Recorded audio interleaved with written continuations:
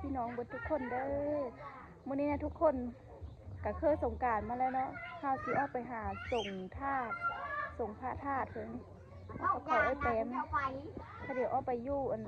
ไปส่งยู่อันบ้านทงหน้าทั้งมันพูนและทุกคนเลยเดี๋ยวสิพาทุกคนไปเบิ่งเนาะเพราะว่าแต่ละปีนี่ต้องได้ส่งธาตุเนี่ยพอย่าเมเนาะธาตุเนี่ยพอย่าเมเห็นธาตุเนี่ยพอแล้วก็แต่ละปีก็คือสงกรานต์ก็สิได้พาเดี๋ยวออกไปโฮสไปส่งเนาะแล้วก็ข้าวก็สิพาเดี๋ยวออกเพราะว่ามื้อนี้ค่อยไปลงเพลนะอีเมเนาะอีเมวินโฮแล้วก็ดีเด้ไปแล้วก็ค่อยก็ไปน้ำเขานี่แหละอันนี้ก็คือลงเพลฮะสิเลยโอ้ยมีแต่ต้นกับคันนาเบงเฮ็ดต้นก็คันนาเบงเฮ็ดต้นเพเซอร์ก็กล้วยนี่ก็ได้อันนี้สิเล่นนี่สิเล่นกินเพิ่นนะยูกาตาเพิ่นได้สิเลยปิ้งปลาไปลงเพลอยู่อันธาตุผู้เล่นมื้อนี้ก็นี่ทุกคนละห้าวค่ะโอ้โหโมทนาอยู่นี่ห้าวก็มาเวโมทนาอยู่นี่นะทุกคนบ้านในกรุงต้มมมเอาวงลูกเต่าใส่ถุงข้าวชุบเพราะเอ็นเล่นถูกยาจุนี้มาไก่ยามมรณะไปแล้วคนมาแก้วมาจอมได้ส่งพอมองเดินถามมันขายเห็นสวรรค์จุดนี้ลงทานั้นมาการที่ได้มันก็พอดีเห็นเลย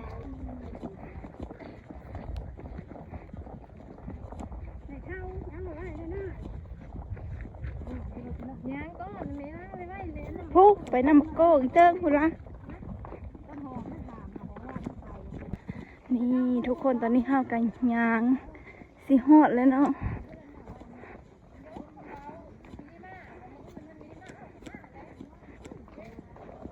อยากมายงต้นกล้วยเลยนี่อันนี้ละคือถาดเนี่ยพอที่50มาโฮสมาส่งมื้อนี้กันเนาะ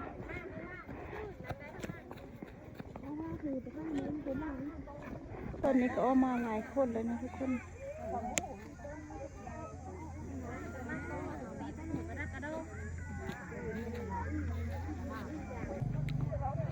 คนก็ล่างมาเนาะสวัสดีค่ะแถวตึกนั่งกันมาเนาะสวัสดีเฮียกับเฮ็ดมานั่งพี่นั่งพี่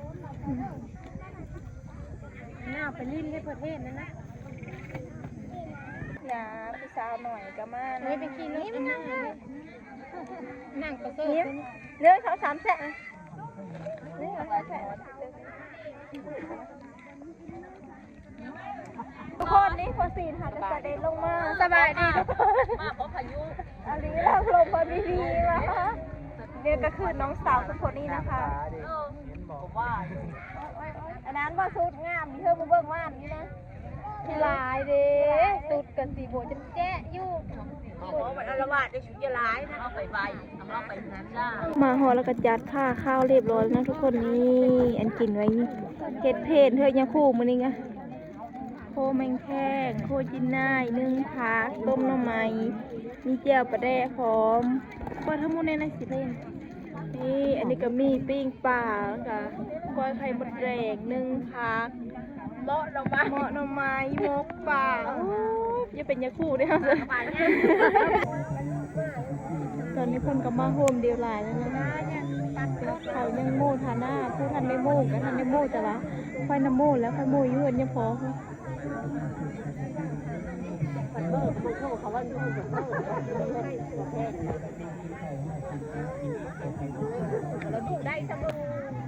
ตอนนี้ก็ยังคู่มากนะทุกคนค่ะเมาเลยผ่าเลยจ้าตอนเข้าไป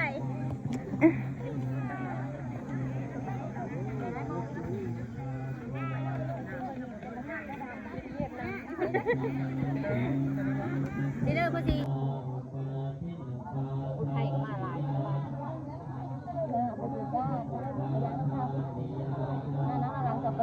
นบแล้วไม่แอนน่า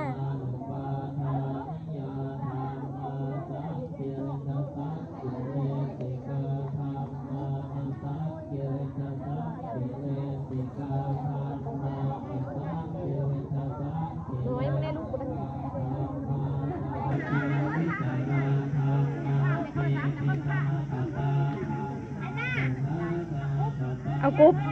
ตัวนี้บ่ตัวนี้ล่าไปให้นายได้ไหมนกงามๆมีนะทุกอย่างเลยผู้เดียวเป็น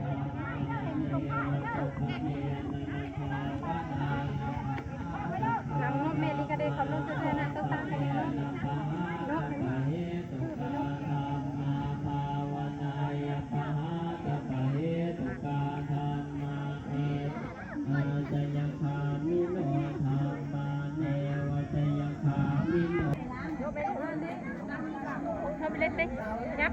น้องอยู่หลังมันมีเห็นกันเลยล้างมันไม่ได้ช่วยน้ำตุ้นนะอะไรคือมีเธอจะน้ำตุ้นนะประเดี๋ยวสะต้น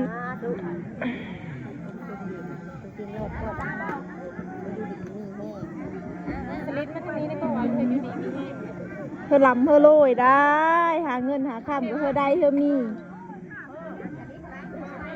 สุขภาพแข็งแรงอายุมันขวัญยืนส่งท้ายส่งท้ายกับผิวเลย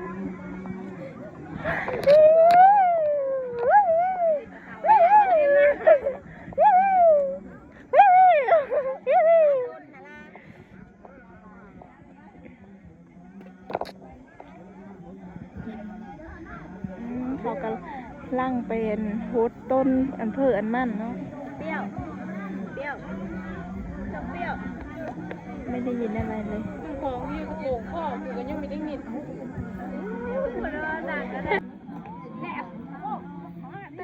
เต็มกูโอ้ยโยมสีบ่มพอดีนะแผ่นแล้ว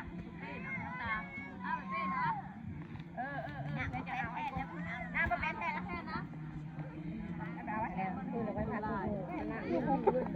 ไปซื้อโอ้ยกับเมียกูว่ากุลมีได้แม่ตอนนี้ก็ไว้พระอยู่แล้วนะทุกคนยาคูกระสันเข้ายาคูสันข้าวจังแล้วก็จังโฮสจังส่งท่านยาขอกันนะคนมาที่ห้าวก็สิไปโฮสไปส่งท่านนะ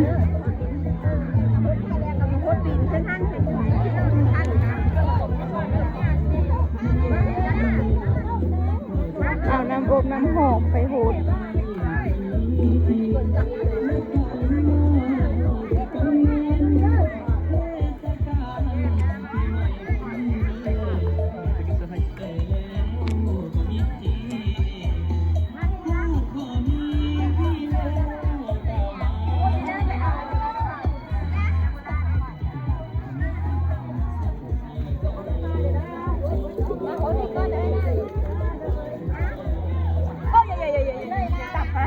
ตับเขาแล้วแม่ไม่ได้เอากระเป๋ามาใส่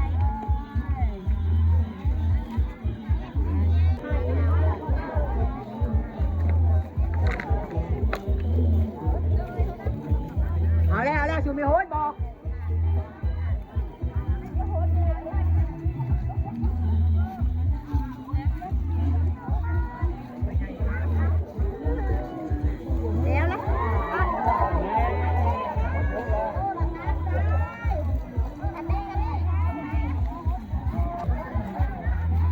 สักกี้กับแม่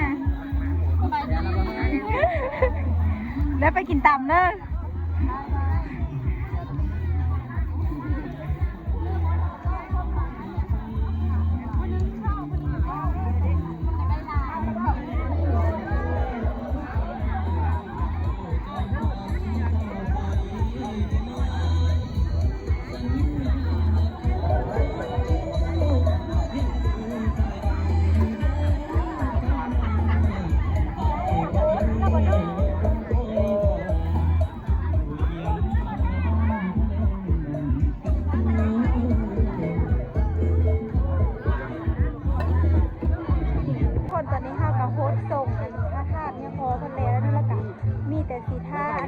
เอาโทษเพราะว่าเนี่ยคู่คนมาสั่นเทศอยู่ที่ละกันจากที่เนี่ยคู่คนสั่นแล้วก็มองมาไม่ออกคนก็ยังเขาเด็กกินอยู่เขากันถ้าเอาโทษอีกจังน้อยเนาะจะเป็นสีท่าเดือดมือทุกคนตอนนี้คอยกับสวิกอะถ้าเดี๋ยวยางลัดทงมาเนาะเพราะว่าพวกสีเนี่ยขี่รถจักรมากแล้วกับพวกสีอันไป ไปเอาอันพักคาอยู่หน้าไอ้งูไงฝ่ายนี่แหละค่ะพอดีว่าสีมือเฮ็ดต่ำเลยกินอยู่พื้นเพื่อแหละแดดก็ฮ้อนตอนเทงเลย